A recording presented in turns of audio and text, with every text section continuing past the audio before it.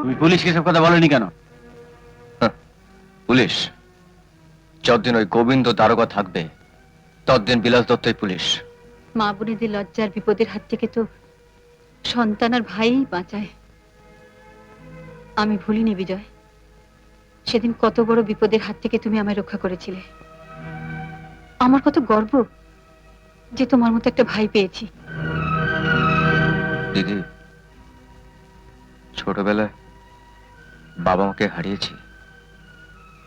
ছোট্ট একটা বোন ছিল, সেও চলে গেল। সেদিন তুমি যখন আমাকে ভাই বলে, বড় বোনের কোনো কর্তব্য তো আমি করতে পারিনি ভাই। আমি বড় অসহায়।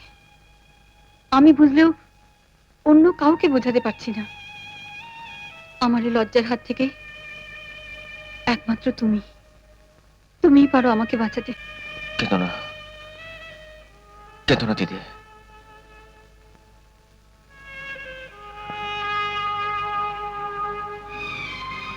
আশীর্বাদ করো যেন মরার আগে প্রমাণ করতে পারি যে তোমার ভাই নির্দোষ, আর তুমি সকলের কাছে মাথা উঁচু করে বলতে পারো যে তোমার ভাই একটা খুনি নয়, একটা ডাকাত নয়।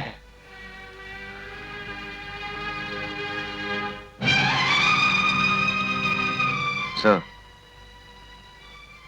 আমার এই মাথাটার দাম 10,000 টাকা, আর টাকাটা আপনি গোবিন্দ তারকার কাছে পাঠিয়ে দেবেন। চলি।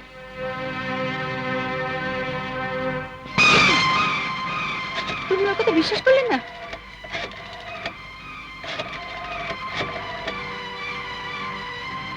হ্যালো, আমি বিকাশ সেন বলছি। একটু এসপি কে দিন তো। বদলি করে দিল? কি করে হলো? ওই টেলিফোন মেসেজে ওই শালা বিকাশ সেন এসপি কে টেলিফোন করেছিল। বিকাশ সেন মানে এক্সিকিউটিভ ইঞ্জিনিয়ার, তো কোথায় বদলি করলো? ওই দগ্ন, চারিদিকে জল জল, মাছের ভেড়ি পাহারা দিতে হবে। শরীর ভালো হবে, বিনি পয়সা প্রচুর মাছ পেঁদাবে, বেশ খুব ভালো। স্যার বলছিলাম এই তো শেষ, যাবার আগে সিগারেটে। হ্যাঁ হ্যাঁ, সে তো রেডি। তাই না? আপনি মহান ব্যক্তি স্যার, আপনার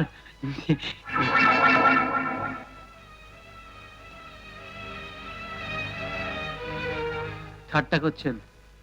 বদলি হয়ে যাচ্ছে বলে মস্করা। শোনো, তুমি শালা একটি শুয়োরের বাচ্চা। হ্যাঁ, হ্যাঁ, যাও। খচ্চর। পটলা, কর্তা, নতুন দারোগা নারী বুঝতেই তো 2 মাস লেগে যাবে।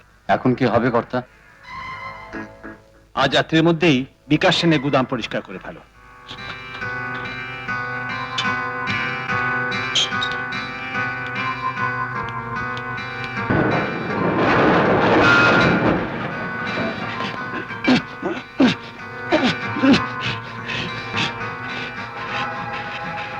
কর্তা, বিজয় ঠাকুর গুদামে ঢুকে পড়েছে। দাঁত খেলিয়ে দেখছো কি? গাড়িতে ওঠো। বিকাশ সেনের বউকে দিয়ে কথা বলাতে হবে। এখানে যদি কেউ একটা জিনিসে হাত লাগায় তার হাত আমি ভেঙে গুঁড়ো গুঁড়ো করে দেবো। বিজয় ঠাকুর, চেঁচেও না, তোমাদের গোডাউনের তালাটা বন্ধ, আর চাবিটা আমার কাছে।